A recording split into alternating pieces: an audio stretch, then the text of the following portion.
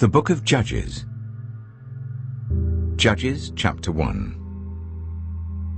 After the death of Joshua, the Israelites asked the Lord, "Who of us is to go up first to fight against the Canaanites?"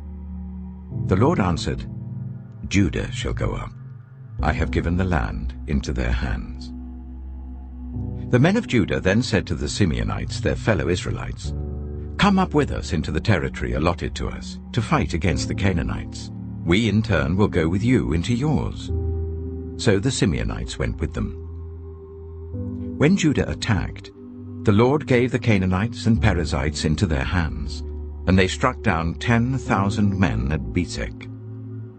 It was there that they found Adoni-Bezek and fought against him, putting to rout the Canaanites and Perizzites. Adoni-Bezek fled, but they chased him and caught him, and cut off his thumbs and big toes. Then Adoni-Bezek said, 70 kings with their thumbs and big toes cut off have picked up scraps under my table. Now God has paid me back for what I did to them." They brought him to Jerusalem, and he died there. The men of Judah attacked Jerusalem also and took it. They put the city to the sword and set it on fire. After that, Judah went down to fight against the Canaanites living in the hill country, the Negev and the western foothills. They advanced against the Canaanites living in Hebron, formerly called Kiriath-Arba, and defeated Sheshai, Ahiman, and Talmai. From there they advanced against the people living in Debir, formerly called Kiriath-Sepher. And Caleb said, "I will give my daughter Aksah in marriage to the man who attacks and captures Kiriath-Sepher." Othniel, son of Kenaz, Caleb's younger brother, took it. So Caleb gave his daughter Aksah to him in marriage. One day, when she came to Othniel, she urged him to ask her father for a field. When she got off her donkey, Caleb asked her, "What can I do for you?" She replied, "Do me a special favor. Since you have given me the land in the Negev, give me also springs of water." So Caleb gave her the upper and lower springs. The descendants of Moses' father-in-law, the Kenite, went up from the city of palms with the people of Judah to live among the inhabitants of the desert of Judah in the Negev near Arad. Then the men of Judah went with the Simeonites, their fellow Israelites, and attacked the Canaanites living in Zephath, and they totally destroyed the city. Therefore it was called Hormah. Judah also took Gaza, Ashkelon, and Ekron, each city with its territory. The Lord was with the men of Judah. They took possession of the hill country, but they were unable to drive the people from the plains because they had chariots fitted with iron. As Moses had promised, Hebron was given to Caleb, who drove from it the 3 sons of Anak. The Benjaminites, however, did not drive out the Jebusites, who were living in Jerusalem. To this day, the Jebusites live there with the Benjaminites. Now the tribes of Joseph attacked Bethel, and the Lord was with them. When they sent men to spy out Bethel, formerly called Luz, the spies saw a man come out of the city, and they said to him, "Show us how to get into the city, and we will see that you are treated well." So he showed them, and they put the city to the sword, but spared the man and his whole family. He then went to the land of the Hittites, where he built a city and called it Luz, which is its name to this day. But Manasseh did not drive out the people of Bethshan, or Taanach, or Dor, or Iblam, or Megiddo and their surrounding settlements, for the Canaanites were determined to live in that land. When Israel became strong, they pressed the Canaanites into forced labor, but never drove them out completely. Nor did Ephraim drive out the Canaanites living in Gezer, but the Canaanites continued to live there among them. Neither did Zebulun drive out the Canaanites living in Kitron or Nahalol. So these Canaanites lived among them, but Zebulun did subject them to forced labor. Nor did Asher drive out those living in Akko, or Sidon, or Alab, or Aksib, or Helba, or Aphek, or Rehob. The Asherites lived among the Canaanite inhabitants of the land because they did not drive them out. Neither did Naphtali drive out those living in Beth-Shemesh or Beth-Anath. But the Naphtalites too lived among the Canaanite inhabitants of the land, and those living in Beth-Shemesh and Beth-Anath became forced laborers for them. The Amorites confined the Danites to the hill country, not allowing them to come down into the plain.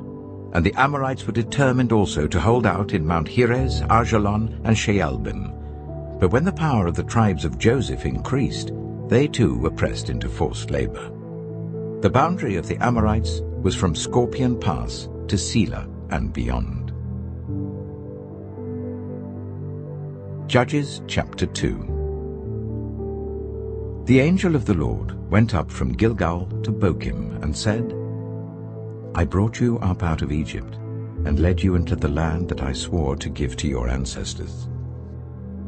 I said, I will never break my covenant with you, and you shall not make a covenant with these people of this land, but you shall break down their altars. Yet you have disobeyed me. Why have you done this?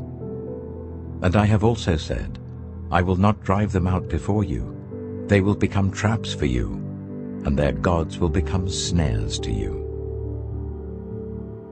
When the angel of the Lord had spoken these things to all the Israelites, the people wept aloud, and they called that place Bochim. There they offered sacrifices to the Lord. After Joshua had dismissed the Israelites, they went to take possession of the land, each to their own inheritance. The people served the Lord throughout the lifetime of Joshua and of the elders who outlived him and who had seen all the great things the Lord had done for Israel. Joshua, son of Nun, the servant of the Lord, died at the age of 110, and they buried him in the land of his inheritance, at Timnath-Heres, in the hill country of Ephraim, north of Mount Gaash.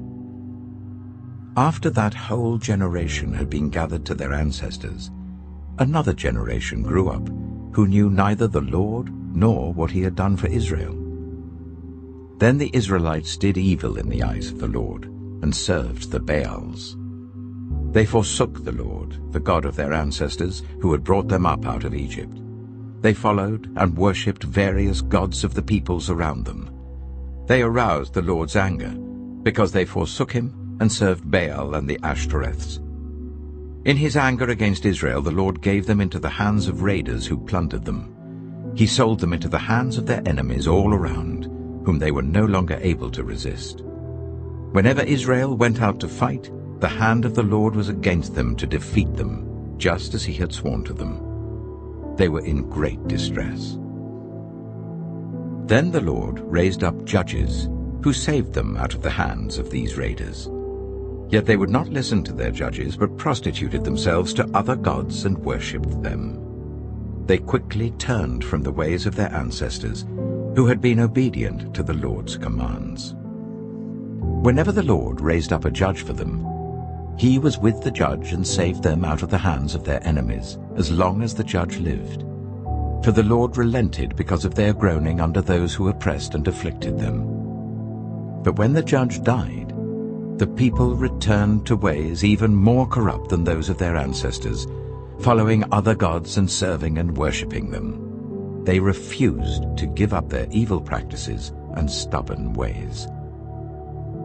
Therefore the Lord was very angry with Israel and said, Because this nation has violated the covenant I ordained for their ancestors and has not listened to me, I will no longer drive out before them any of the nations Joshua left when he died. I will use them to test Israel and see whether they will keep the way of the Lord and walk in it as their ancestors did. The Lord had allowed those nations to remain. He did not drive them out at once by giving them into the hands of Joshua.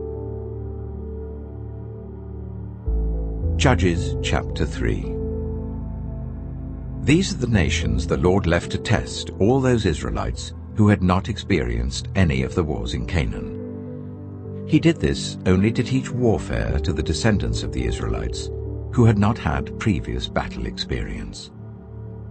The 5 rulers of the Philistines, all the Canaanites, the Sidonians, and the Hivites living in the Lebanon mountains from Mount Baal Hermon to Lebo Hamath. They were left to test the Israelites, to see whether they would obey the Lord's commands which he had given their ancestors through Moses. The Israelites lived among the Canaanites, Hittites, Amorites, Perizzites, Hivites, and Jebusites. They took their daughters in marriage and gave their own daughters to their sons, and served their gods. The Israelites did evil in the eyes of the Lord. They forgot the Lord their God, and served the Baals and the Asherahs. The anger of the Lord burned against Israel, so that he sold them into the hands of Cushan-Rishathaim, king of Aram-Naharaim, to whom the Israelites were subject for 8 years. But when they cried out to the Lord, he raised up for them a deliverer, Othniel, son of Kenaz, Caleb's younger brother, who saved them. The Spirit of the Lord came on him, so that he became Israel's judge and went to war.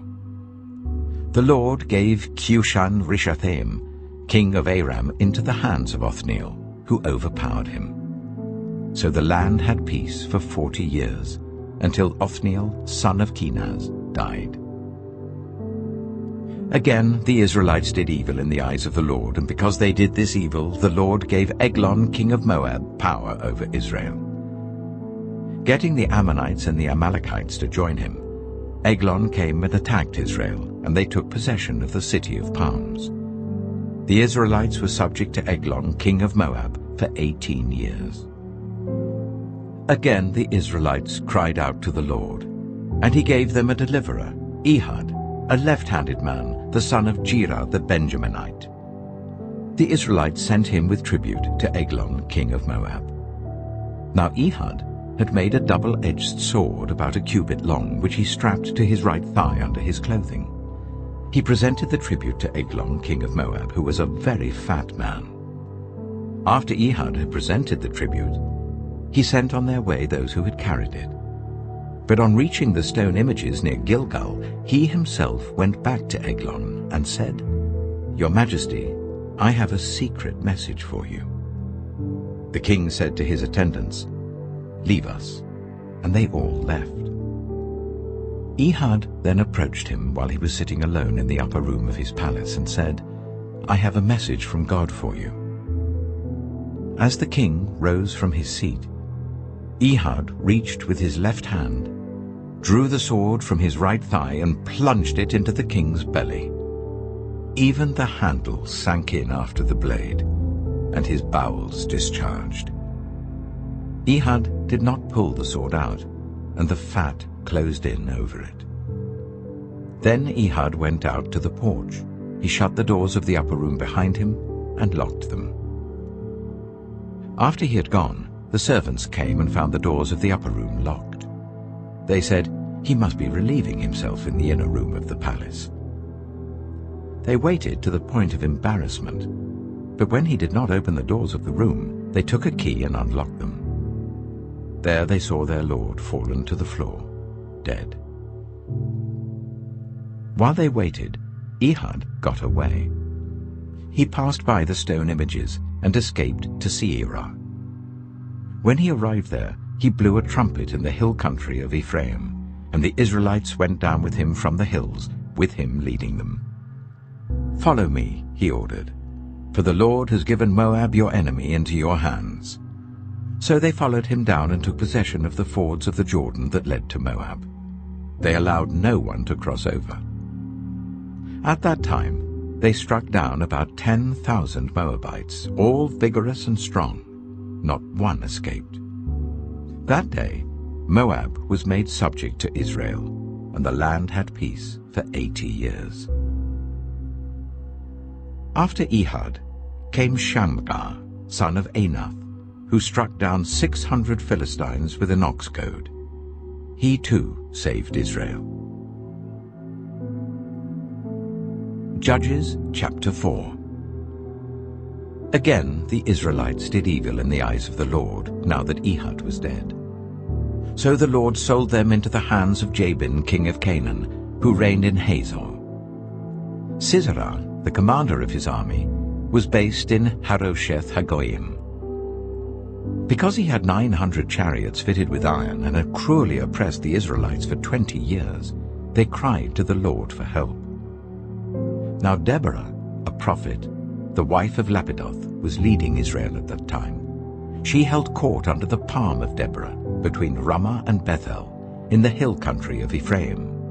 And the Israelites went up to her to have their disputes decided. She sent for Barak, son of Abinoam, from Kedesh in Naphtali, and said to him, "The Lord, the God of Israel, commands you, go, take with you 10,000 men of Naphtali and Zebulun, and lead them to Mount Tabor. I will lead Sisera, the commander of Jabin's army, with his chariots and his troops, to the river Kishon, and give him into your hands." Barak said to her, "If you go with me, I will go. But if you don't go with me, I won't go." "Certainly I will go with you," said Deborah. "But because of the course you are taking, the honor will not be yours. For the Lord will deliver Sisera into the hands of a woman." So Deborah went with Barak to Kedesh. There Barak summoned Zebulun and Naphtali, and 10,000 men went up under his command. Deborah also went up with him.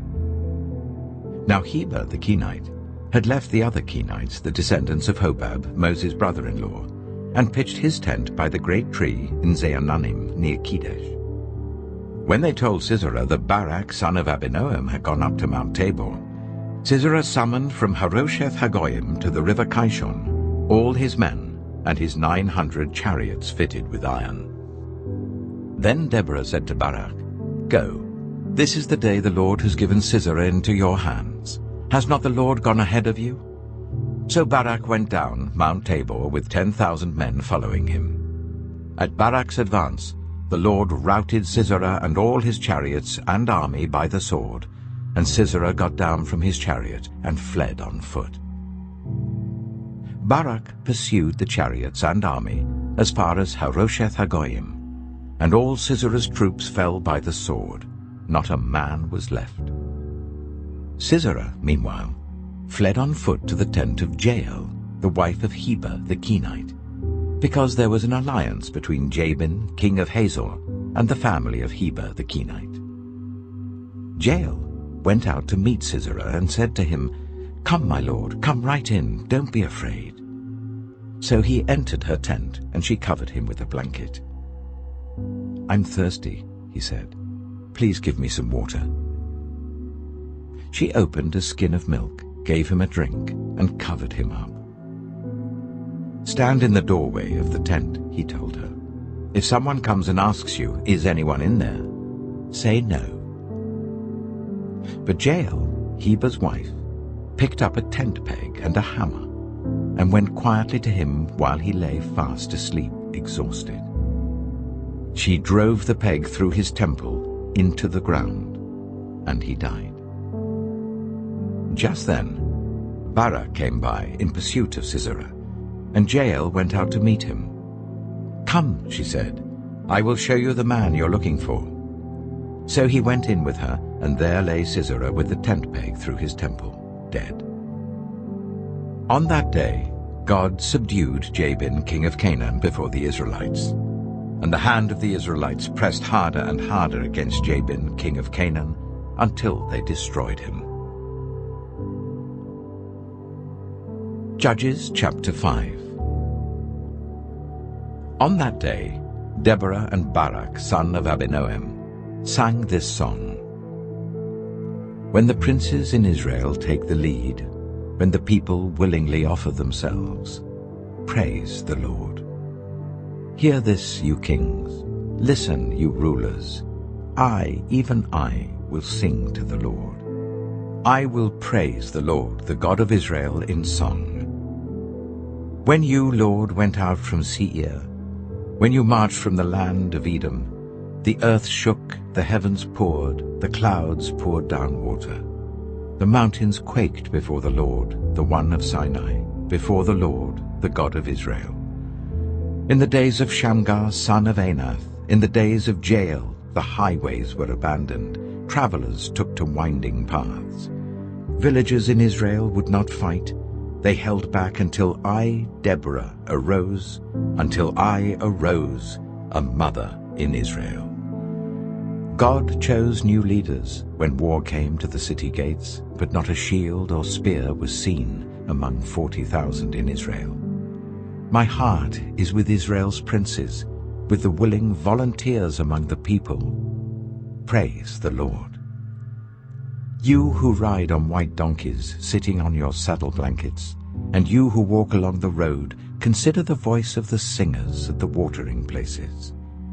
They recite the victories of the Lord, the victories of his villages in Israel. Then the people of the Lord went down to the city gates.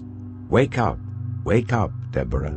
Wake up, break out in song. Arise, Barak, take captive your captives, son of Abinoam.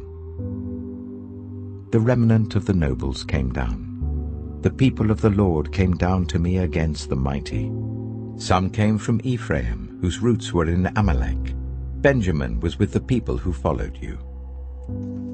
From Machir, captains came down. From Zebulun, those who bear a commander's staff. The princes of Issachar were with Deborah. Yes, Issachar was with Barak, sent under his command into the valley. In the districts of Reuben there was much searching of heart. Why did you stay among the sheepfolds to hear the whistling for the flocks? In the districts of Reuben there was much searching of heart. Gilead stayed beyond the Jordan, and Dan, why did he linger by the ships? Asher remained on the coast and stayed in his coves. The people of Zebulun risked their very lives. So did Naphtali on the terraced fields. Kings came, they fought. The kings of Canaan fought. At Taanach, by the waters of Megiddo, they took no plunder of silver. From the heavens the stars fought. From their courses they fought against Sisera. The river Kishon swept them away, the age-old river, the river Kishon.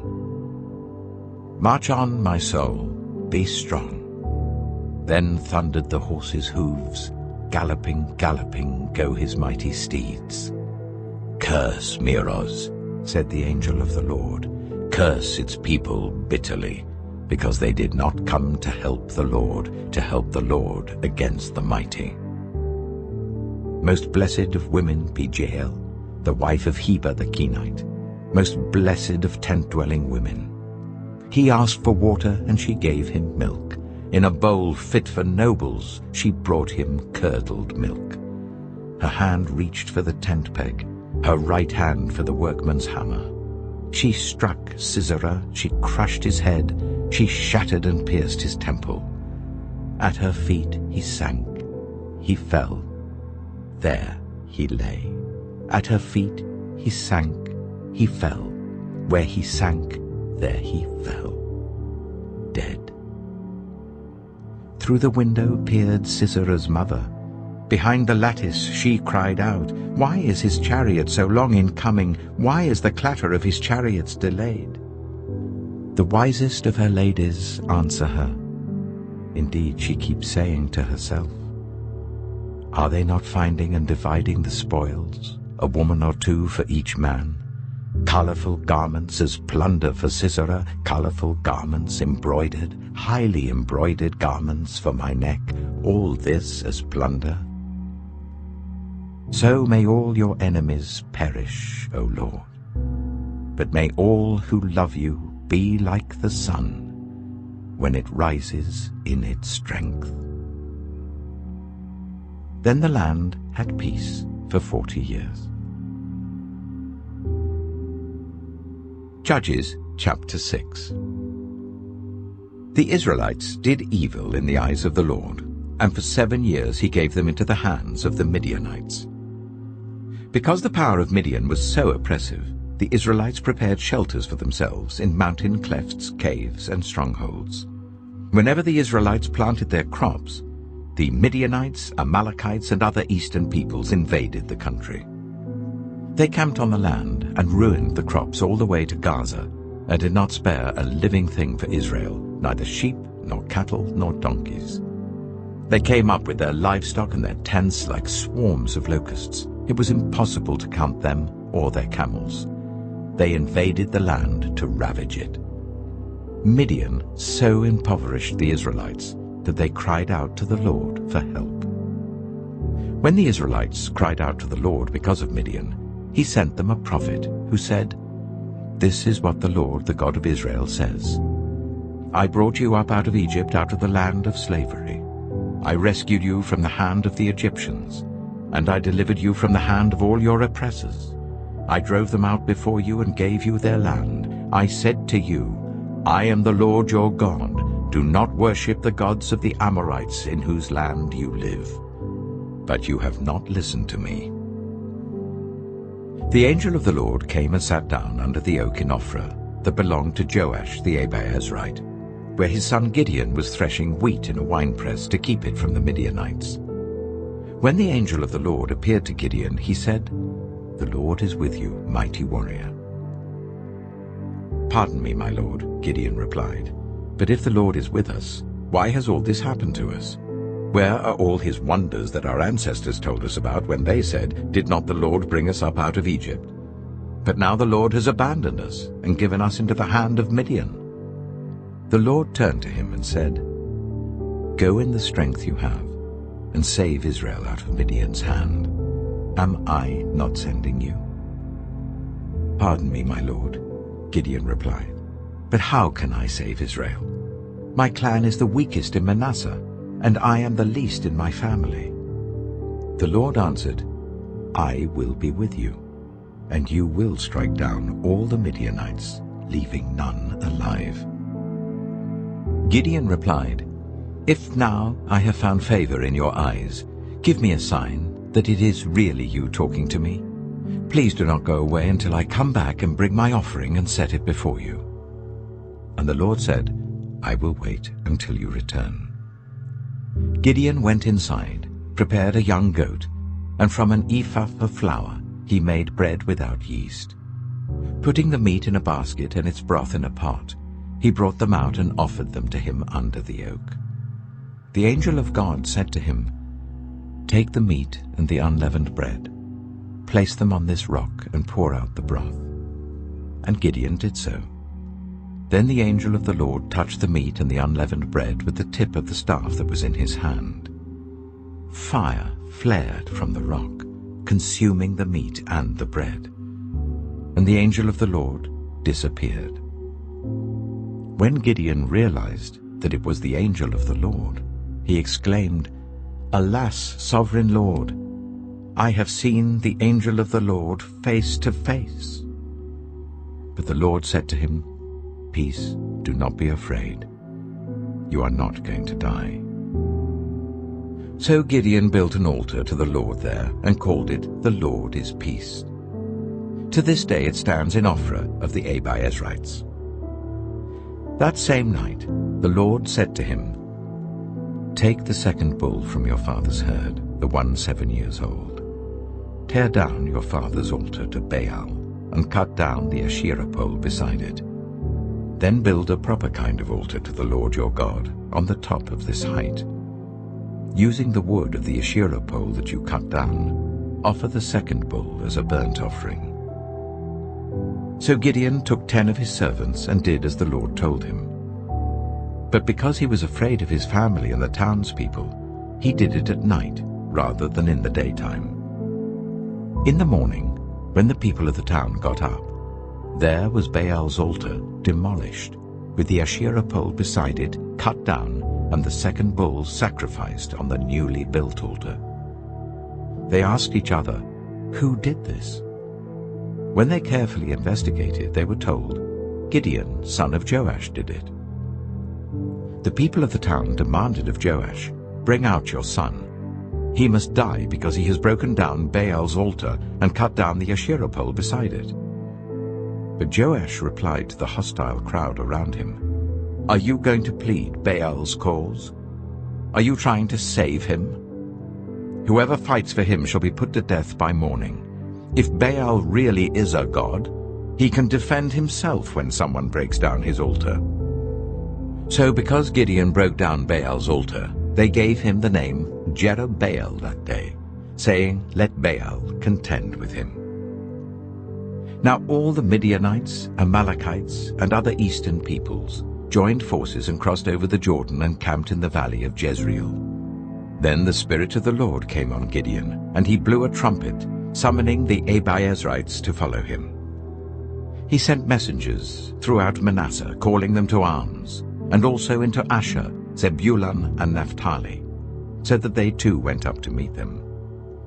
Gideon said to God, "If you will save Israel by my hand as you have promised, look, I will place a wool fleece on the threshing floor. If there is dew only on the fleece and all the ground is dry, then I will know that you will save Israel by my hand as you said." And that is what happened. Gideon rose early the next day. He squeezed the fleece and wrung out the dew, a bowl full of water. Then Gideon said to God, "Do not be angry with me. Let me make just one more request. Allow me one more test with the fleece, but this time make the fleece dry, and let the ground be covered with dew." That night God did so. Only the fleece was dry. All the ground was covered with dew. Judges chapter 7. Early in the morning, Jerubbaal, that is Gideon, and all his men camped at the spring of Harod. The camp of Midian was north of them in the valley near the hill of Moreh. The Lord said to Gideon, "You have too many men. I cannot deliver Midian into their hands, or Israel would boast against me. My own strength has saved me. Now announce to the army, anyone who trembles with fear may turn back and leave Mount Gilead." So 22,000 men left, while 10,000 remained. But the Lord said to Gideon, "There are still too many men. Take them down to the water, and I will thin them out for you there. If I say, 'This one shall go with you,' he shall go. But if I say, 'This one shall not go with you,' he shall not go." So Gideon took the men down to the water. There the Lord told him, "Separate those who lap the water with their tongues as a dog laps, from those who kneel down to drink." 300 of them drank from cupped hands, lapping like dogs. All the rest got down on their knees to drink.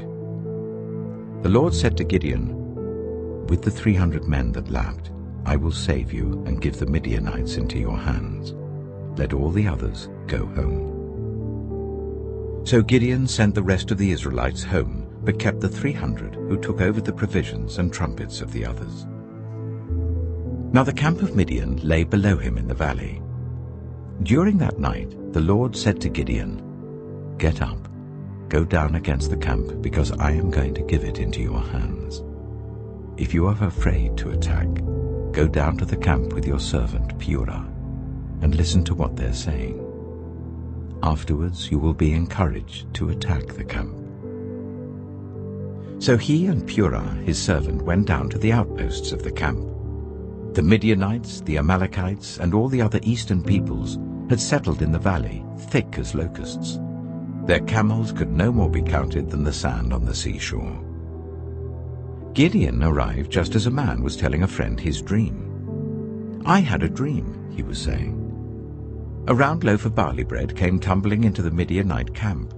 It struck the tent with such force that the tent overturned and collapsed." His friend responded, "This can be nothing other than the sword of Gideon, son of Joash the Israelite. God has given the Midianites and the whole camp into his hands."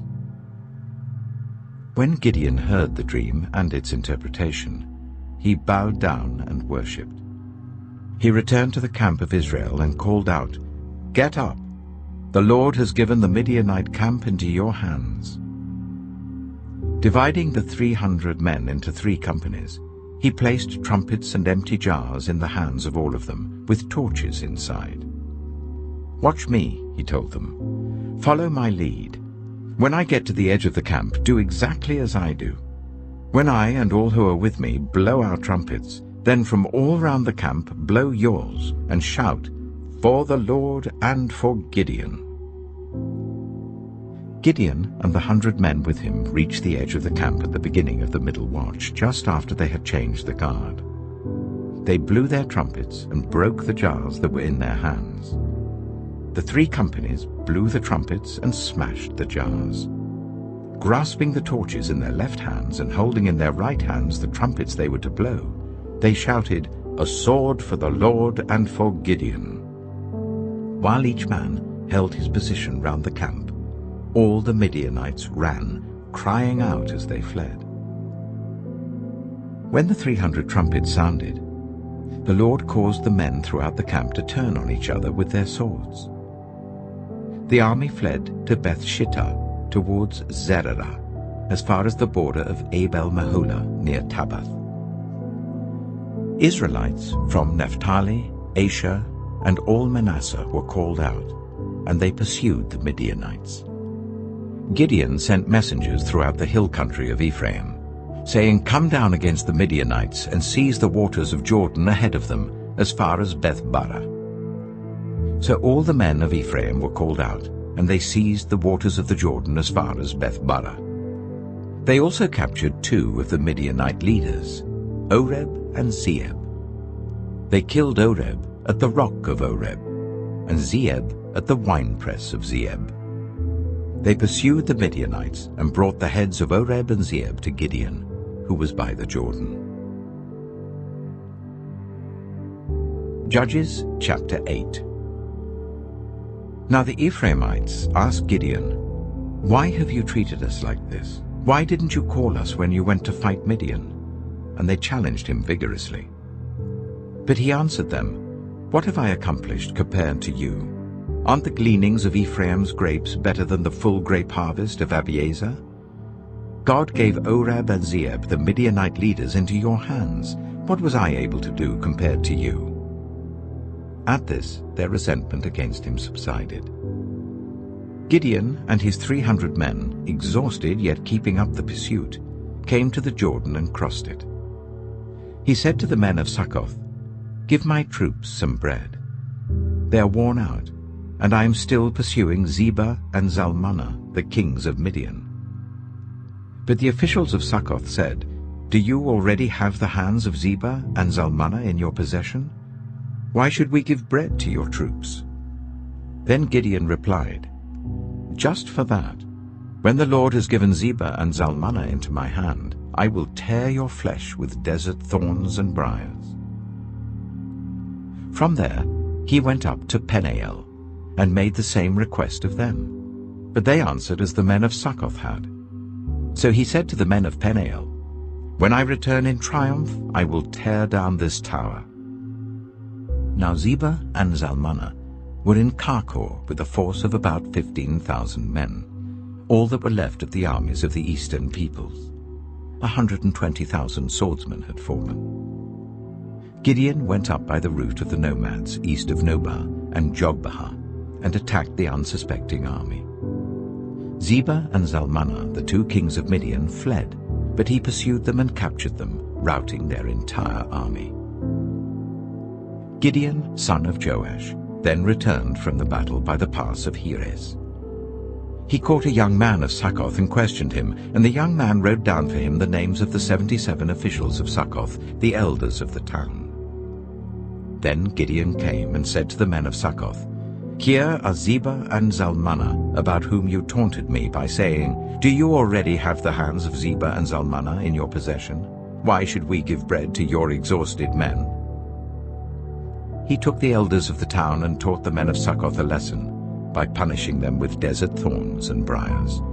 He also pulled down the tower of Peniel and killed the men of the town. Then he asked Zebah and Zalmunna, "What kind of men did you kill at Tabor?" "Men like you," they answered, each one with the bearing of a prince. Gideon replied, "Those were my brothers, the sons of my own mother. As surely as the Lord lives, if you had spared their lives, I would not kill you." Turning to Jether, his eldest son, he said, "Kill them."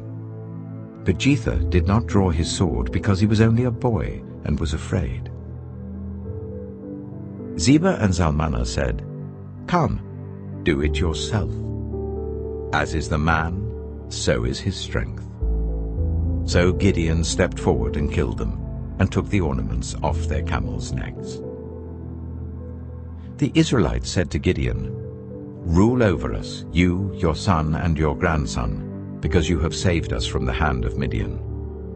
But Gideon told them, "I will not rule over you, nor will my son rule over you. The Lord will rule over you." And he said, "I do have one request, that each of you give me an earring from your share of the plunder." It was the custom of the Ishmaelites to wear gold earrings. They answered, "We'll be glad to give them." So they spread out a garment, and each of them threw a ring from his plunder onto it. The weight of the gold rings he asked for came to 1,700 shekels, not counting the ornaments, the pendants, and the purple garments worn by the kings of Midian, or the chains that were on their camels' necks. Gideon made the gold into an ephod, which he placed in Ophrah, his town. All Israel prostituted themselves by worshipping it there, and it became a snare to Gideon and his family. Thus Midian was subdued before the Israelites, and did not raise its head again. During Gideon's lifetime, the land had peace for 40 years. Jerubbaal, son of Joash, went back home to live. He had 70 sons of his own, for he had many wives. His concubine, who lived in Shechem, also bore him a son, whom he named Abimelech. Gideon, son of Joash, died at a good old age, and was buried in the tomb of his father Joash in Ophrah of the Abiezrites. No sooner had Gideon died than the Israelites again prostituted themselves to the Baals. They set up Baal-Berith as their god, and did not remember the Lord their God, who had rescued them from the hands of all their enemies on every side. They also failed to show any loyalty to the family of Jerubbaal, that is Gideon, in spite of all the good things he had done for them. Judges chapter 9. Abimelech, son of Jerubbaal, went to his mother's brothers in Shechem and said to them and to all his mother's clan, "Ask all the citizens of Shechem, which is better for you, to have all 70 of Jerubbaal's sons rule over you, or just one man? Remember, I am your flesh and blood." When the brothers repeated all this to the citizens of Shechem, they were inclined to follow Abimelech, for they said, "He is related to us." They gave him 70 shekels of silver from the temple of Baal-Berith, and Abimelech used it to hire reckless scoundrels who became his followers. He went to his father's home in Ophrah, and on one stone murdered his 70 brothers, the sons of Jerubbaal. But Jotham, the youngest son of Jerubbaal, escaped by hiding. Then all the citizens of Shechem and Beth Millo gathered beside the great tree at the pillar in Shechem to crown Abimelech king. When Jotham was told about this, he climbed up on the top of Mount Gerizim and shouted to them, "Listen to me, citizens of Shechem, so that God may listen to you." One day the trees went out to anoint a king for themselves. They said to the olive tree, "Be our king." But the olive tree answered, "Should I give up my oil, by which both gods and humans are honored, to hold sway over the trees?" Next, the trees said to the fig tree, "Come and be our king." But the fig tree replied, "Should I give up my fruit so good and sweet, to hold sway over the trees?" Then the trees said to the vine, "Come and be our king." But the vine answered, "Should I give up my wine, which cheers both gods and humans, to hold sway over the trees?" Finally, all the trees said to the thorn bush, "Come and be our king." The thorn bush said to the trees, "If you really want to anoint me king over you, come and take refuge in my shade.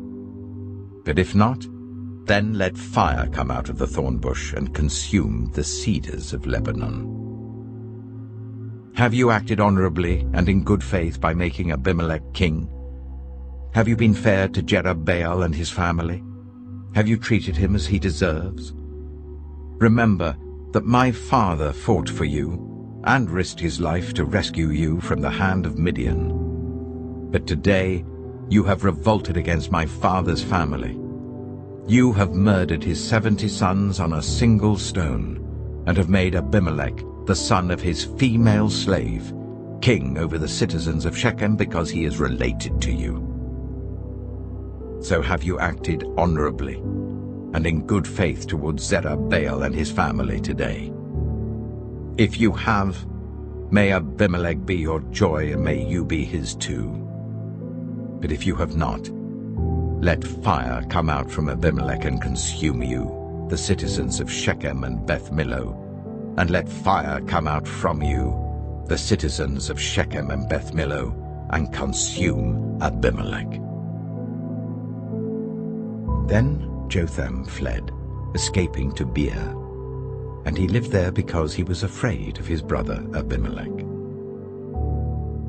After Abimelech had governed Israel for 3 years, God stirred up animosity between Abimelech and the citizens of Shechem, so that they acted treacherously against Abimelech.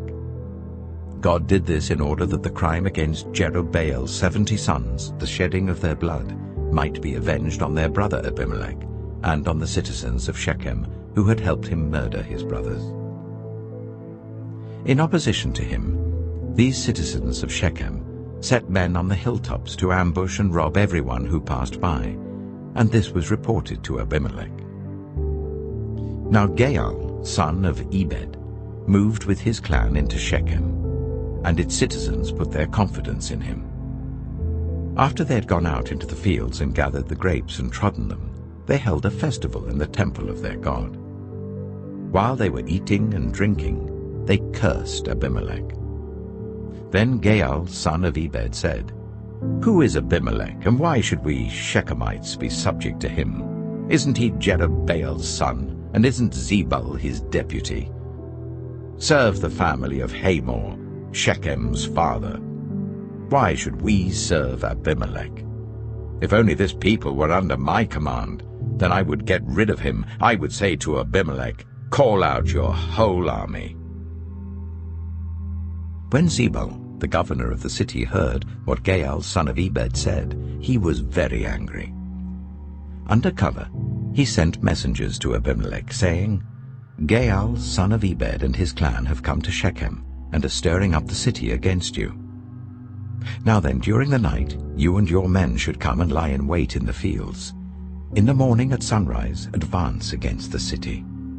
When Ejayy and his men come out against you, seize the opportunity to attack them." So Abimelech and all his troops set out by night and took up concealed positions near Shechem in 4 companies. Now Ejayy, son of Ebed, had gone out and was standing at the entrance of the city gate, just as Abimelech and his troops came out from their hiding place. When Ejayy saw them, he said to Zebul, "Look, people are coming down from the tops of the mountains." Zebul replied, "You mistake the shadows of the mountains for men." But Ejayy spoke up again, "Look, people are coming down from the central hill, and a company is coming from the direction of the diviner's tree." Then Zebul said to him, "Where is your big talk now, you who said, 'Who is Abimelech that we should be subject to him?' Aren't these the men you ridiculed? Go out and fight them." So Ejayy led out the citizens of Shechem and fought Abimelech. Abimelech chased him all the way to the entrance of the gate, and many were killed as they fled. Then Abimelech stayed in Arumah, and Zebul drove Ejayy and his clan out of Shechem. The next day the people of Shechem went out to the fields, and this was reported to Abimelech. So he took his men, divided them into 3 companies, and set an ambush in the fields. When he saw the people coming out of the city, he rose to attack them. Abimelech and the companies with him rushed forwards to a position at the entrance of the city gate. Then 2 companies attacked those in the fields and struck them down. All that day, Abimelech pressed his attack against the city until he had captured it and killed its people. Then he destroyed the city and scattered salt over it. On hearing this, the citizens in the tower of Shechem went into the stronghold of the temple of El-Berith. When Abimelech heard that they had assembled there, he and all his men went up Mount Zalmon. He took an axe and cut off some branches, which he lifted to his shoulders. He ordered the men with him, "Quick, do what you have seen me do." So all the men cut branches and followed Abimelech. They piled them against the stronghold and set it on fire with the people still inside. So all the people in the tower of Shechem, about 1,000 men and women, also died. Next, Abimelech went to Thebez and besieged it and captured it. Inside the city, however, was a strong tower to which all the men and women, all the people of the city, had fled. They had locked themselves in and climbed up on the tower roof. Abimelech went to the tower and attacked it. But as he approached the entrance to the tower to set it on fire, a woman dropped an upper millstone on his head and cracked his skull. Hurriedly, he called to his armor-bearer, "Draw your sword and kill me, so that they can't say, 'A woman killed him.'" So his servant ran him through, and he died. When the Israelites saw that Abimelech was dead, they went home. Thus God repaid the wickedness that Abimelech had done to his father by murdering his 70 brothers. God also made the people of Shechem pay for all their wickedness. The curse of Jotham, son of Jerubbaal, came on them. Judges chapter 10. After the time of Abimelech, a man of Issachar named Tola, son of Pua, the son of Dodo, rose to save Israel. He lived in Shamir, in the hill country of Ephraim. He led Israel for 23 years. Then he died and was buried in Shamir. He was followed by Ejayy of Gilead, who led Israel for 22 years. He had 30 sons who rode 30 donkeys. They controlled 30 towns in Gilead, which to this day are called Havoth-Jair. When Jair died, he was buried in Canaan. Again the Israelites did evil in the eyes of the Lord. They served the Baals and the Ashtoreths, and the gods of Aram, the gods of Sidon, the gods of Moab, the gods of the Ammonites, and the gods of the Philistines. And because the Israelites forsook the Lord and no longer served him, he became angry with them. He sold them into the hands of the Philistines and the Ammonites, who that year shattered and crushed them. For 18 years they oppressed all the Israelites on the east side of the Jordan in Gilead, the land of the Amorites. The Ammonites also crossed the Jordan to fight against Judah, Benjamin, and Ephraim. Israel was in great distress. Then the Israelites cried out to the Lord, "We have sinned against you, forsaking our God and serving the Baals." The Lord replied, "When the Egyptians, the Amorites, the Ammonites, the Philistines, the Sidonians, the Amalekites, and the Maonites oppressed you, and you cried to me for help, did I not save you from their hands? But you have forsaken me and served other gods, so I will no longer save you. Go and cry out to the gods you have chosen. Let them save you when you are in trouble." But the Israelites said to the Lord, "We have sinned. Do with us whatever you think best, but please rescue us now." Then they got rid of the foreign gods among them and served the Lord, and he could bear Israel's misery no longer. When the Ammonites were called to arms and camped in Gilead, the Israelites assembled and camped at Mizpah. The leaders of the people of Gilead said to each other, "Whoever will take the lead in attacking the Ammonites will be head over all who live in Gilead." Judges chapter 11. Jephthah, the Gileadite, was a mighty warrior. His father was Gilead. His mother was a prostitute. Gilead's wife also bore him sons, and when they were grown up, they drove Jephthah away. "You are not going to get any inheritance in our family," they said, "because you are the son of another woman." So Jephthah fled from his brothers and settled in the land of Tob, where a gang of scoundrels gathered around him and followed him. Some time later, when the Ammonites were fighting against Israel, the elders of Gilead went to get Jephthah from the land of Tob. "Come," they said, "be our commander, so we can fight the Ammonites." Jephthah said to them, "Didn't you hate me and drive me from my father's house? Why do you come to me now when you are in trouble?" The elders of Gilead said to him, "Nevertheless, we are turning to you now. Come with us to fight the Ammonites, and you will be head over all of us who live in Gilead." Jephthah answered, "Suppose you take me back to fight the Ammonites, and the Lord gives them to me. Will I really be your head?" The elders of Gilead replied, "The Lord is our witness. We will certainly do as you say." So Jephthah went with the elders of Gilead, and the people made him head and commander over them. And he repeated all his words before the Lord in Mizpah. Then Jephthah sent messengers to the Ammonite king with the question, "What do you have against me that you have attacked my country?" The king of the Ammonites answered Jephthah's messengers, "When Israel came up out of Egypt, they took away my land from the Arnon to the Jabbok, all the way to the Jordan. Now give it back peaceably." Jephthah sent messengers back to the Ammonite king, saying, "This is what Jephthah says. Israel did not take the land of Moab or the land of the Ammonites. But when they came up out of Egypt, Israel went through the wilderness to the Red Sea and on to Kadesh.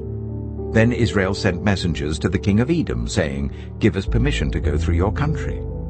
But the king of Edom would not listen. They sent also to the king of Moab, and he refused. So Israel stayed at Kadesh. Next they traveled through the wilderness, skirted the lands of Edom and Moab, passed along the eastern side of the country of Moab, and camped on the other side of the Arnon. They did not enter the territory of Moab, for the Arnon was its border. Then Israel sent messengers to Sihon, king of the Amorites, who ruled in Heshbon, and said to him, "Let us pass through your country to our own place." Sihon, however, did not trust Israel to pass through his territory. He mustered all his troops and encamped at Jahaz, and fought with Israel. Then the Lord, the God of Israel, gave Sihon and his whole army into Israel's hand, and they defeated them. Israel took over all the land of the Amorites who lived in that country, capturing all of it from the Arnon to the Jabbok, and from the desert to the Jordan.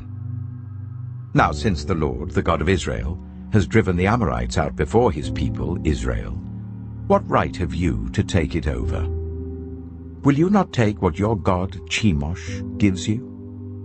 Likewise, whatever the Lord our God has given us, we will possess.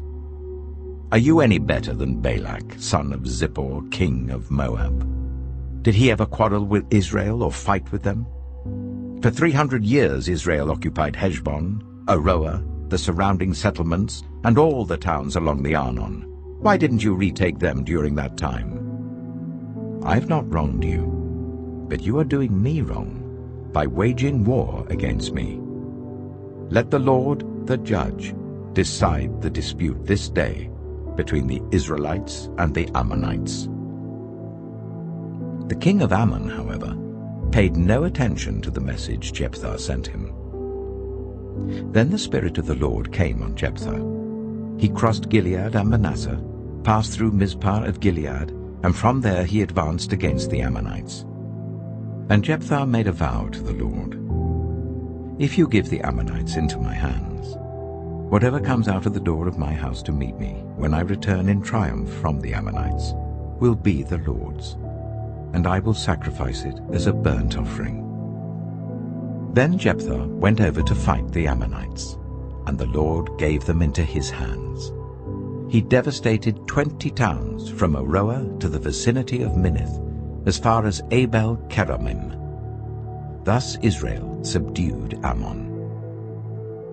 When Jephthah returned to his home in Mizpah, who should come out to meet him but his daughter, dancing to the sound of tambourines? She was an only child. Except for her, he had neither son nor daughter.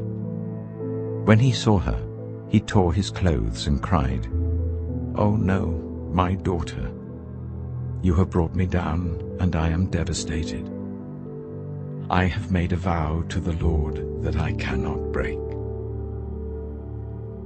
"My father," she replied, "you have given your word to the Lord.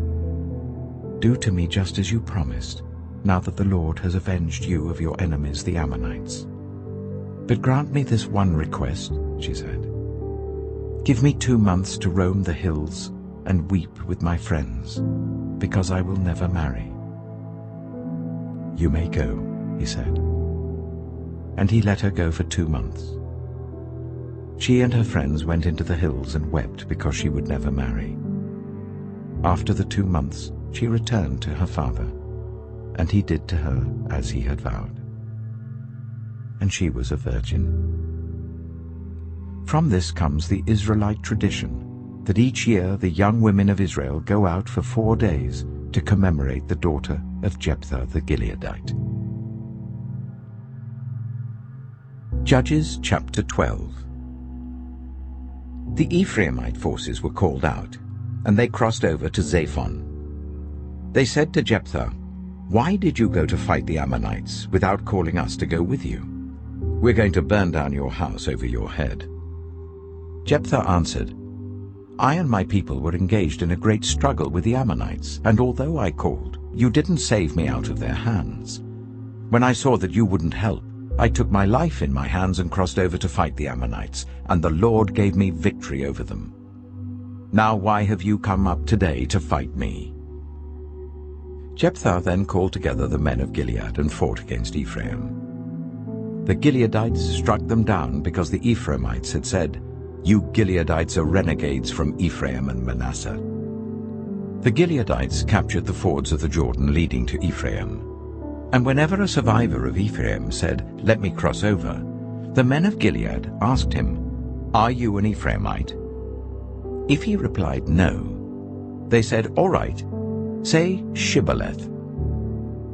If he said Sibboleth, because he could not pronounce the word correctly, they seized him and killed him at the fords of the Jordan. 42,000 Ephraimites were killed at that time. Jephthah led Israel for 6 years. Then Jephthah the Gileadite died and was buried in a town in Gilead. After him, Ibzan of Bethlehem led Israel. He had 30 sons and 30 daughters. He gave his daughters away in marriage to those outside his clan, and for his sons he brought in 30 young women as wives from outside his clan. Ibzan led Israel for 7 years. Then Ibzan died and was buried in Bethlehem. After him, Elon the Zebulunite led Israel for 10 years. Then Elon died and was buried in Ajalon in the land of Zebulun. After him, Abdon, son of Hillel, from Pirathon led Israel. He had 40 sons and 30 grandsons who rode on 70 donkeys. He led Israel for 8 years. Then Abdon, son of Hillel, died and was buried at Pirathon in Ephraim, in the hill country of the Amalekites. Judges chapter 13. Again the Israelites did evil in the eyes of the Lord, so the Lord delivered them into the hands of the Philistines for 40 years. A certain man of Zorah, named Manoah, from the clan of the Danites, had a wife who was childless, unable to give birth. The angel of the Lord appeared to her and said, "You are barren and childless, but you are going to become pregnant and give birth to a son. Now see to it that you drink no wine or other fermented drink, and that you do not eat anything unclean. You will become pregnant and have a son whose head is never to be touched by a razor, because the boy is to become a Nazirite, dedicated to God from the womb. He will take the lead in delivering Israel from the hands of the Philistines."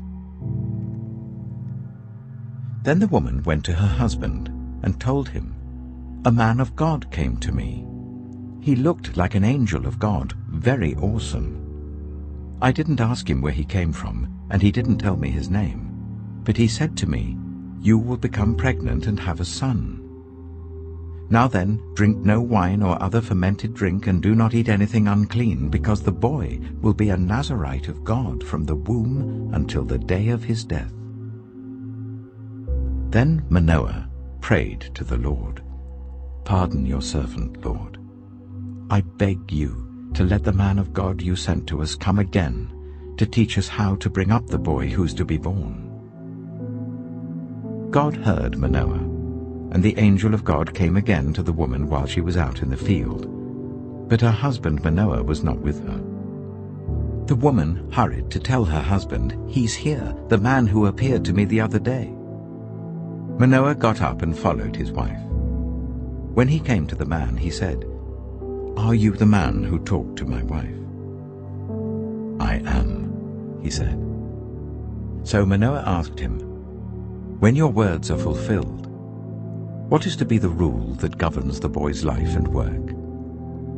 The angel of the Lord answered, "Your wife must do all that I have told her. She must not eat anything that comes from the grapevine, nor drink any wine or other fermented drink, nor eat anything unclean. She must do everything I have commanded her." Manoah said to the angel of the Lord, "We would like you to stay until we prepare a young goat for you." The angel of the Lord replied, "Even though you detain me, I will not eat any of your food. But if you prepare a burnt offering, offer it to the Lord." Manoah did not realize that it was the angel of the Lord. Then Manoah inquired of the angel of the Lord, "What is your name, so that we may honor you when your word comes true?" He replied, "Why do you ask my name? It is beyond understanding." Then Manoah took a young goat, together with the grain offering, and sacrificed it on a rock to the Lord. And the Lord did an amazing thing while Manoah and his wife watched. As the flame blazed up from the altar towards heaven, the angel of the Lord ascended in the flame. Seeing this, Manoah and his wife fell with their faces to the ground. When the angel of the Lord did not show himself again to Manoah and his wife, Manoah realized that it was the angel of the Lord. "We are doomed to die," he said to his wife. "We have seen God." But his wife answered, "If the Lord had meant to kill us, he would not have accepted a burnt offering and grain offering from our hands, nor shown us all these things, or now told us this." The woman gave birth to a boy and named him Samson. He grew, and the Lord blessed him. And the Spirit of the Lord began to stir him while he was in Maanadan, between Zorah and Eshtaol. Judges chapter 14. Samson went down to Timnah and saw there a young Philistine woman. When he returned, he said to his father and mother, "I've seen a Philistine woman in Timnah. Now get her for me as my wife." His father and mother replied, "Isn't there an acceptable woman among your relatives or among all our people? Must you go to the uncircumcised Philistines to get a wife?" But Samson said to his father, "Get her for me. She's the right one for me." His parents did not know that this was from the Lord, who was seeking an occasion to confront the Philistines, for at that time they were ruling over Israel. Samson went down to Timnah together with his father and mother. As they approached the vineyards of Timnah, suddenly a young lion came roaring towards him. The Spirit of the Lord came powerfully upon him, so that he tore the lion apart with his bare hands, as he might have torn a young goat. But he told neither his father nor his mother what he had done. Then he went down and talked with the woman, and he liked her. Some time later, when he went back to marry her, he turned aside to look at the lion's carcass, and in it he saw a swarm of bees and some honey. He scooped out the honey with his hands and ate as he went along. When he rejoined his parents, he gave them some, and they too ate it. But he did not tell them that he had taken the honey from the lion's carcass. Now his father went down to see the woman, and there Samson held a feast as was customary for young men. When the people saw him, they chose 30 men to be his companions. "Let me tell you a riddle," Samson said to them. "If you can give me the answer within the 7 days of the feast, I will give you 30 linen garments and 30 sets of clothes. If you can't tell me the answer, you must give me 30 linen garments and 30 sets of clothes." "Tell us your riddle," they said. "Let's hear it." He replied, "Out of the eater, something to eat. Out of the strong, something sweet." For 3 days they could not give the answer. On the 4th day they said to Samson's wife, "Coax your husband into explaining the riddle for us, or we will burn you and your father's household to death. Did you invite us here to steal our property?"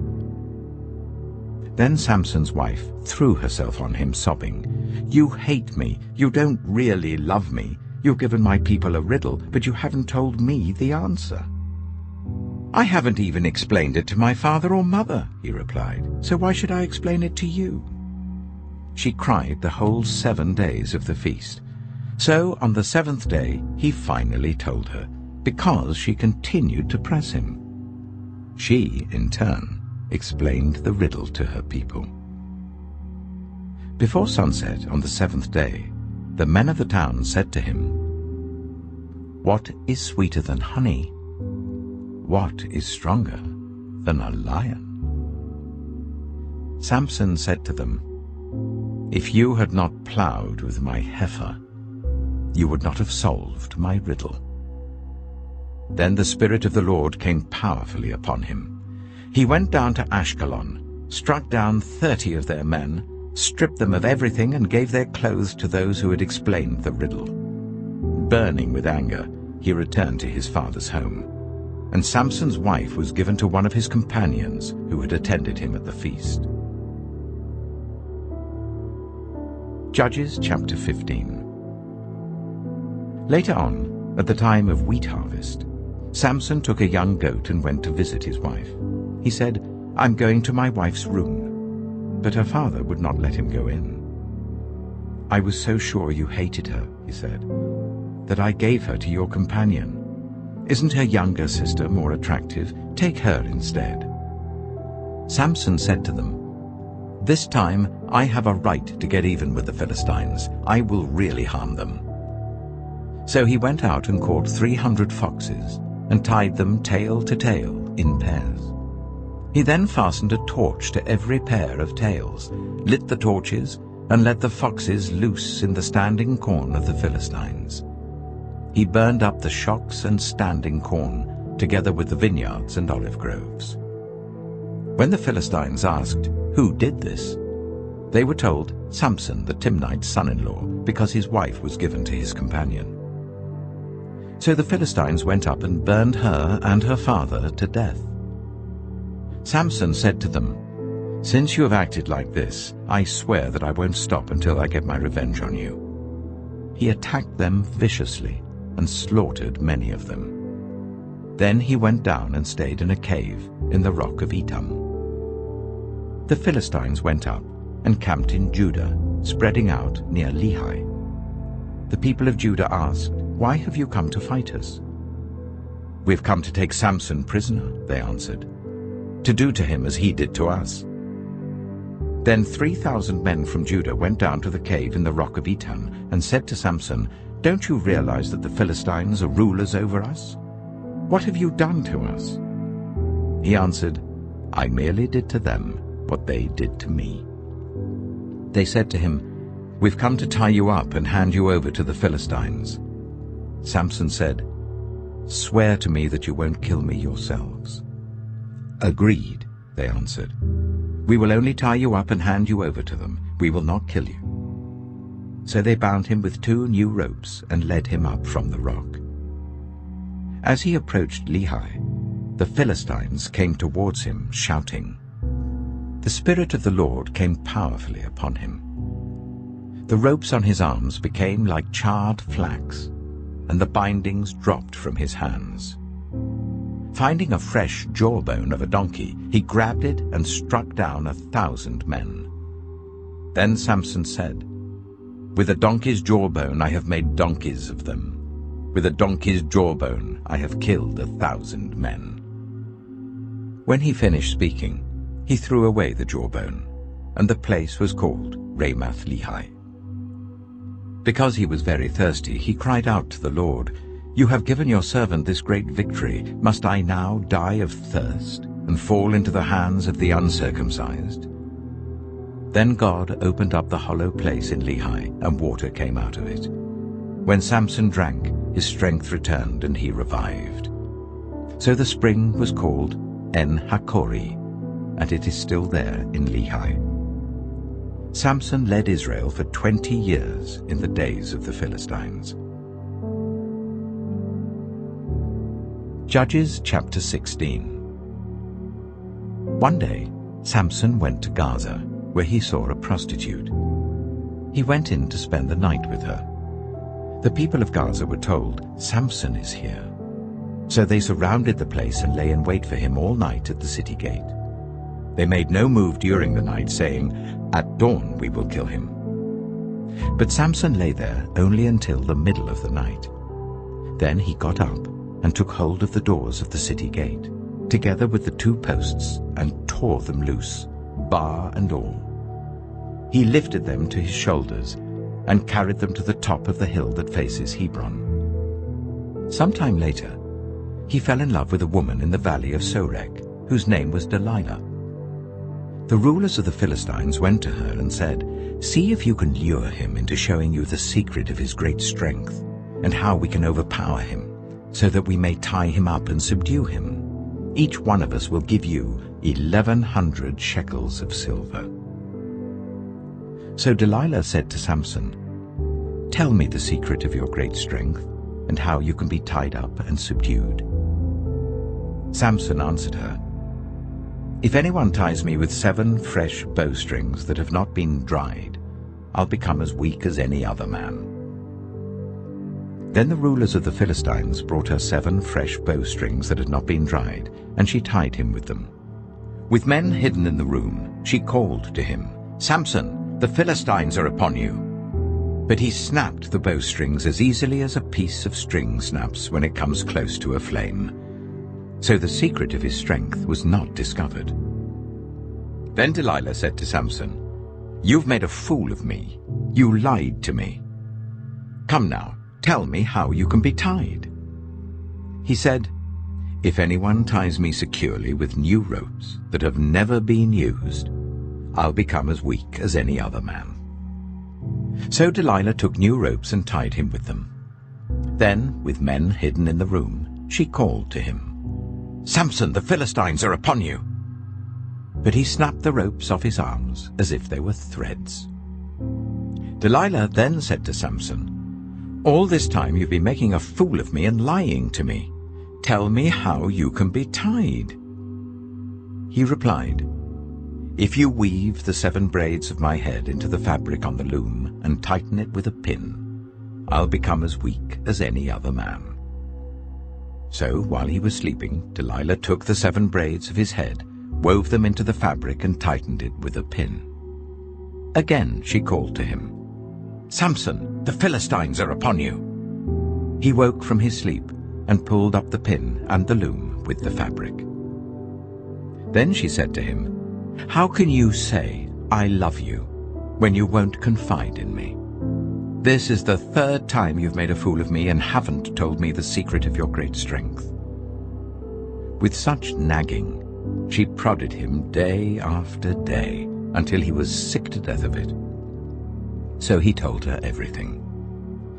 "No razor has ever been used on my head," he said, "because I've been a Nazirite dedicated to God from my mother's womb. If my head was shaved, my strength would leave me, and I would become as weak as any other man." When Delilah saw that he had told her everything, she sent word to the rulers of the Philistines, "Come back once more. He has told me everything." So the rulers of the Philistines returned with the silver in their hands. After putting him to sleep on her lap, she called for someone to shave off the 7 braids of his hair, and so began to subdue him. And his strength left him. Then she called, "Samson, the Philistines are upon you." He woke from his sleep and thought, "I'll go out as before and shake myself free." But he did not know that the Lord had left him. Then the Philistines seized him, gouged out his eyes, and took him down to Gaza. Binding him with bronze shackles, they set him to grinding corn in the prison. But the hair on his head began to grow again after it had been shaved. Now the rulers of the Philistines assembled to offer a great sacrifice to Dagon, their god, and to celebrate, saying, "Our God has delivered Samson, our enemy, into our hands." When the people saw him, they praised their God, saying, "Our God has delivered our enemy into our hands, the one who laid waste our land and multiplied our slain." While they were in high spirits, they shouted, "Bring out Samson to entertain us." So they called Samson out of the prison, and he performed for them. When they stood him among the pillars, Samson said to the servant who held his hands, "Put me where I can feel the pillars that support the temple, so that I may lean against them." Now the temple was crowded with men and women. All the rulers of the Philistines were there, and on the roof were about 3,000 men and women watching Samson perform. Then Samson prayed to the Lord, "Sovereign Lord, remember me. Please, God, strengthen me just once more, and let me with one blow get revenge on the Philistines for my 2 eyes." Then Samson reached towards the 2 central pillars on which the temple stood. Bracing himself against them, his right hand on the one and his left hand on the other, Samson said, "Let me die with the Philistines." Then he pushed with all his might, and down came the temple on the rulers and all the people in it. Thus he killed many more when he died than when he lived. Then his brothers and his father's whole family went down to get him. They brought him back and buried him between Zorah and Eshtaol, in the tomb of Manoah his father. He had led Israel for 20 years. Judges chapter 17. Now a man named Micah from the hill country of Ephraim said to his mother, "The 1,100 shekels of silver that were taken from you and about which I heard you utter a curse, I have that silver with me. I took it." Then his mother said, "The Lord bless you, my son." When he returned the 1,100 shekels of silver to his mother, she said, "I solemnly consecrate my silver to the Lord for my son to make an image overlaid with silver. I will give it back to you." So after he returned the silver to his mother, she took 200 shekels of silver and gave them to a silversmith who used them to make the idol, and it was put in Micah's house. Now this man Micah had a shrine, and he made an ephod and some household gods, and installed one of his sons as his priest. In those days Israel had no king. Everyone did as they saw fit. A young Levite from Bethlehem in Judah, who had been living within the clan of Judah, left that town in search of some other place to stay. On his way, he came to Micah's house in the hill country of Ephraim. Micah asked him, "Where are you from?" "I'm a Levite from Bethlehem in Judah," he said, "and I'm looking for a place to stay." Then Micah said to him, "Live with me, and be my father and priest, and I'll give you 10 shekels of silver a year, your clothes and your food." So the Levite agreed to live with him, and the young man became like one of his sons to him. Then Micah installed the Levite, and the young man became his priest and lived in his house. And Micah said, "Now I know that the Lord will be good to me, since this Levite has become my priest." Judges chapter 18. In those days Israel had no king. And in those days the tribe of the Danites was seeking a place of their own where they might settle, because they had not yet come into an inheritance among the tribes of Israel. So the Danites sent 5 of their leading men from Zorah and Eshtaol to spy out the land and explore it. These men represented all the Danites. They told them, "Go, explore the land." So they entered the hill country of Ephraim and came to the house of Micah, where they spent the night. When they were near Micah's house, they recognized the voice of the young Levite. So they turned in there and asked him, "Who brought you here? What are you doing in this place? Why are you here?" He told them what Micah had done for him, and said, "He has hired me, and I am his priest." Then they said to him, "Please inquire of God to learn whether our journey will be successful."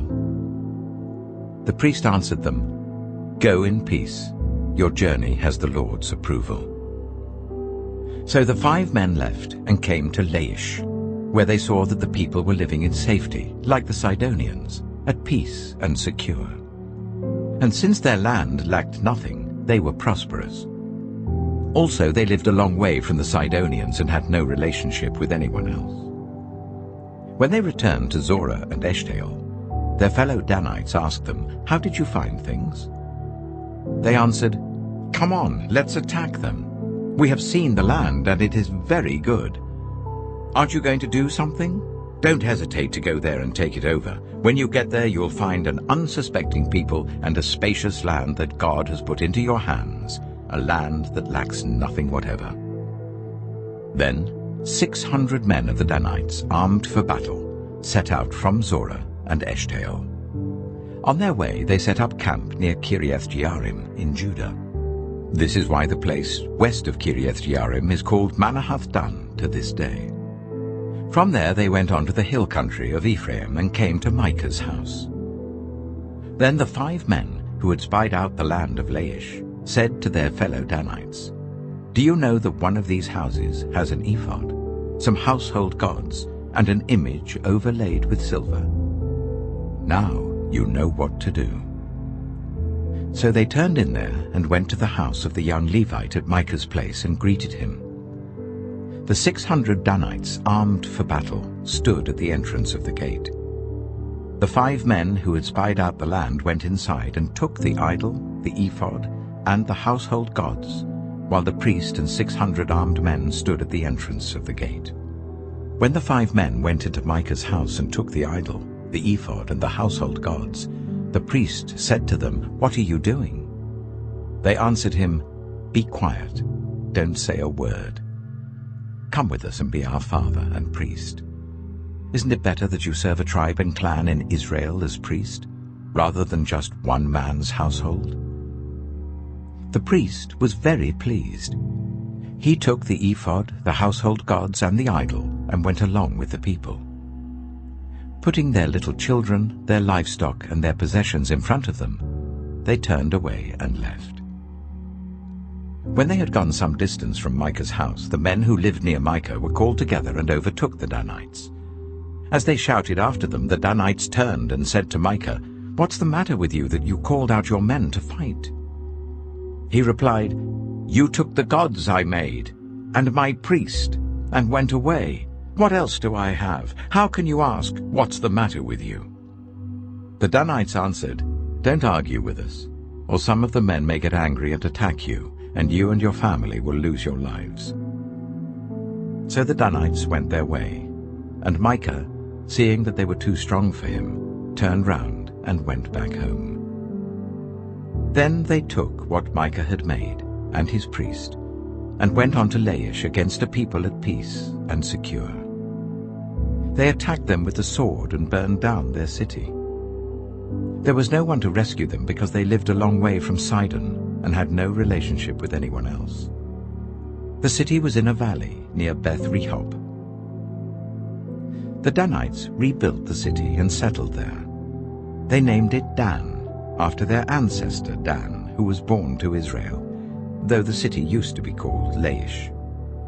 There the Danites set up for themselves the idol, and Jonathan, son of Gershom, the son of Moses, and his sons were priests for the tribe of Dan, until the time of the captivity of the land. They continued to use the idol Micah had made, all the time the house of God was in Shiloh. Judges chapter 19. In those days, Israel had no king. Now a Levite who lived in a remote area in the hill country of Ephraim took a concubine from Bethlehem in Judah. But she was unfaithful to him. She left him and went back to her parents' home in Bethlehem, Judah. After she had been there for 4 months, her husband went to persuade her to return. He had with him his servant and 2 donkeys. She took him into her parents' home, and when her father saw him, he gladly welcomed him. His father-in-law, the woman's father, prevailed on him to stay. So he remained with him 3 days, eating and drinking and sleeping there. On the 4th day, they got up early, and he prepared to leave. But the woman's father said to his son-in-law, "Refresh yourself with something to eat. Then you can go." So the 2 of them sat down to eat and drink together. Afterwards the woman's father said, "Please stay tonight and enjoy yourself." And when the man got up to go, his father-in-law persuaded him, so he stayed there that night. On the morning of the 5th day, when he rose to go, the woman's father said, "Refresh yourself. Wait till afternoon." So the 2 of them ate together. Then when the man with his concubine and his servant got up to leave, his father-in-law, the woman's father, said, "Now look, it's almost evening. Spend the night here. The day is nearly over. Stay and enjoy yourself. Early tomorrow morning you can get up and be on your way home." But, unwilling to stay another night, the man left and went towards Jebus, that is, Jerusalem, with his 2 saddled donkeys and his concubine. When they were near Jebus and the day was almost gone, the servant said to his master, "Come, let's stop at this city of the Jebusites and spend the night." His master replied, "No, we won't go into any city whose people are not Israelites. We will go on to Gibeah." He added, "Come, let's try to reach Gibeah or Ramah and spend the night in one of those places." So they went on, and the sun set as they neared Gibeah in Benjamin. There they stopped to spend the night. They went and sat in the city square, but no one took them in for the night. That evening, an old man from the hill country of Ephraim, who was living in Gibeah, the inhabitants of the place were Benjaminites, came in from his work in the fields. When he looked and saw the traveler in the city square, the old man asked, "Where are you going? Where did you come from?" He answered, "We are on our way from Bethlehem in Judah to a remote area in the hill country of Ephraim where I live. I've been to Bethlehem in Judah, and now I am going to the house of the Lord. No one has taken me in for the night. We have both straw and fodder for our donkeys, and bread and wine for ourselves, your servants, me, the woman, and the young man with us. We don't need anything." "You are welcome at my house," the old man said. "Let me supply whatever you need. Only don't spend the night in the square." So he took him into his house and fed his donkeys. After they had washed their feet, they had something to eat and drink. While they were enjoying themselves, some of the wicked men of the city surrounded the house. Pounding on the door, they shouted to the old man who owned the house, "Bring out the man who came to your house so we can have sex with him." The owner of the house went outside and said to them, "No, my friends, don't be so vile. Since this man is my guest, don't do this outrageous thing. Look, here is my virgin daughter and his concubine. I will bring them out to you now, and you can use them and do to them whatever you wish. But as for this man, don't do such an outrageous thing." But the men would not listen to him. So the man took his concubine and sent her outside to them. And they raped her and abused her throughout the night. And at dawn they let her go. At daybreak, the woman went back to the house where her master was staying, fell down at the door, and lay there until daylight. When her master got up in the morning and opened the door of the house and stepped out to continue on his way, there lay his concubine, fallen in the doorway of the house, with her hands on the threshold. He said to her, "Get up, let's go." But there was no answer. Then the man put her on his donkey and set out for home. When he reached home, he took a knife and cut up his concubine, limb by limb, into 12 parts, and sent them into all the areas of Israel. Everyone who saw it was saying to one another, "Such a thing has never been seen or done, not since the day the Israelites came up out of Egypt." Just imagine. We must do something. So speak up. Judges chapter 20. Then all Israel, from Dan to Beersheba, and from the land of Gilead, came together as one and assembled before the Lord in Mizpah.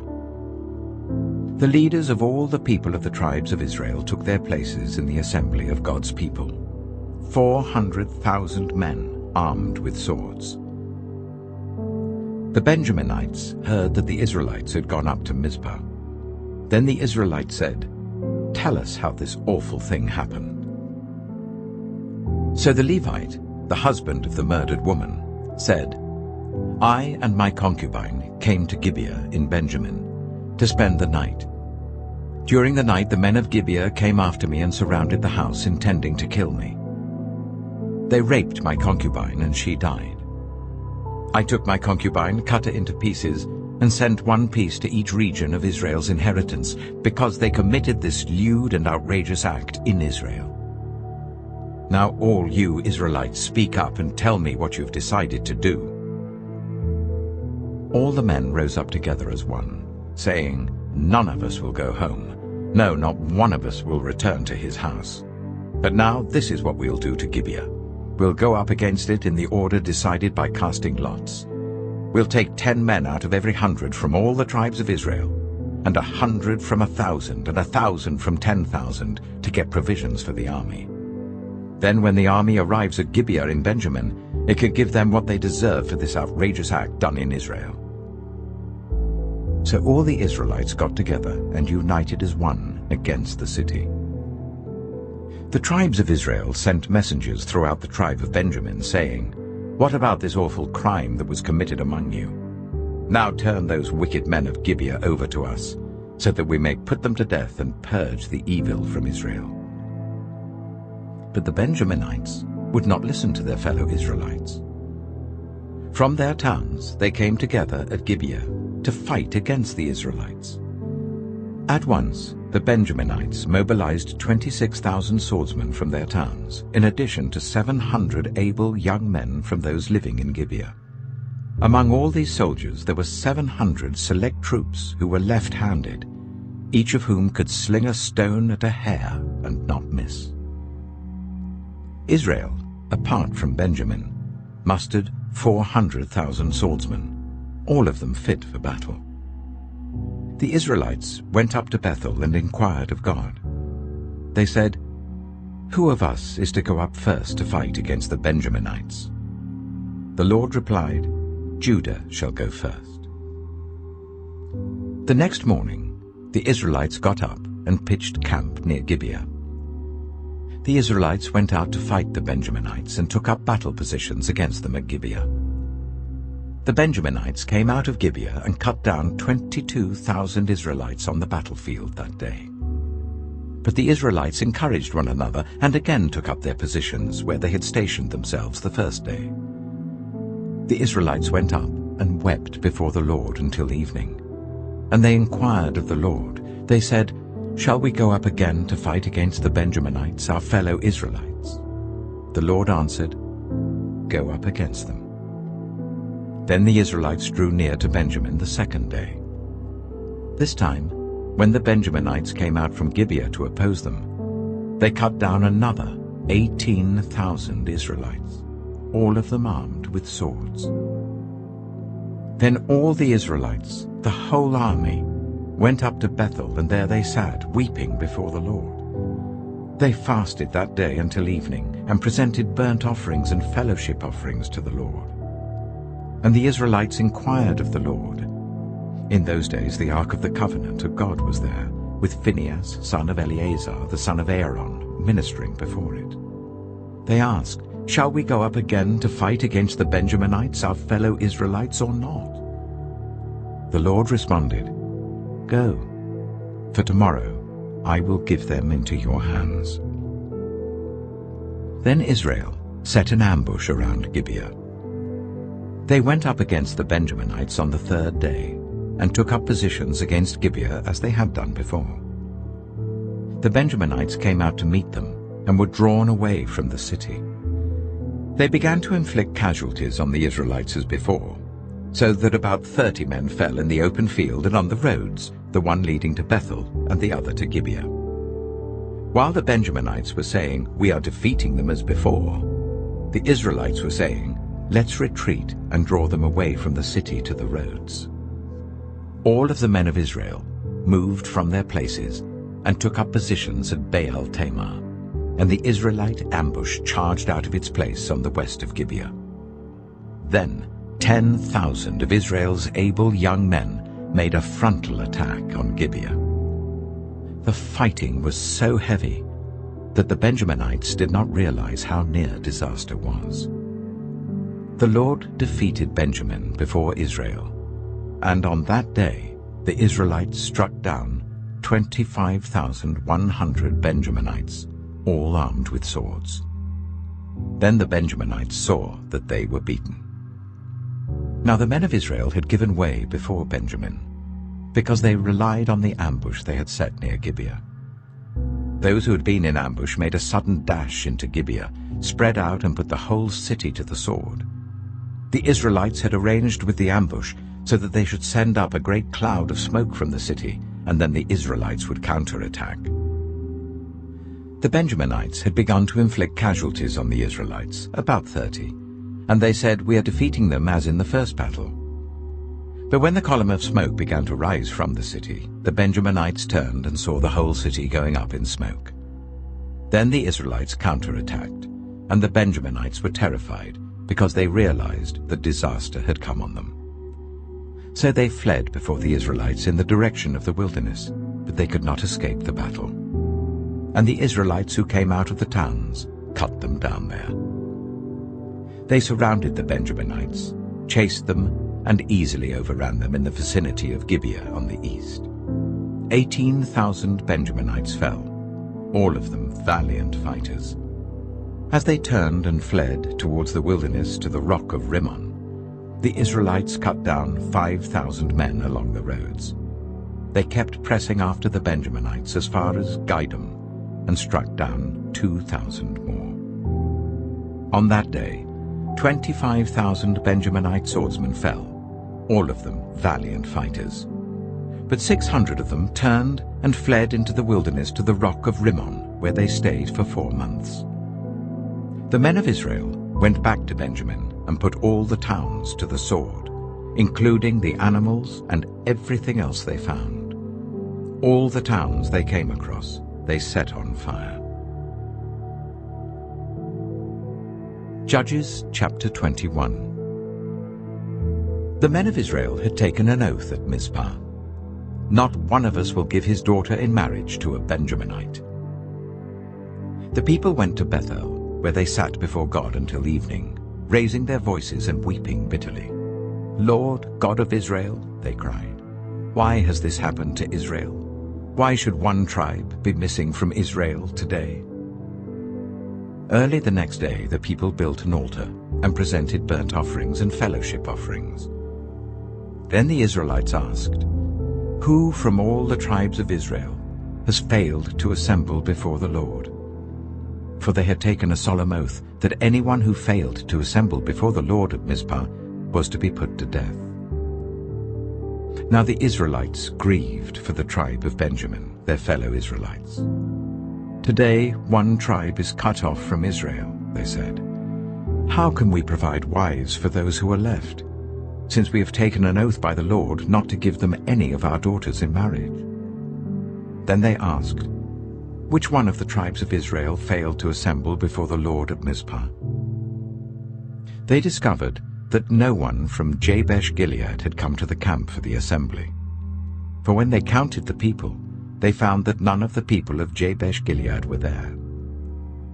So the assembly sent 12,000 fighting men with the instructions to go to Jabesh-Gilead and put to the sword those living there, including the women and children. "This is what you are to do," they said.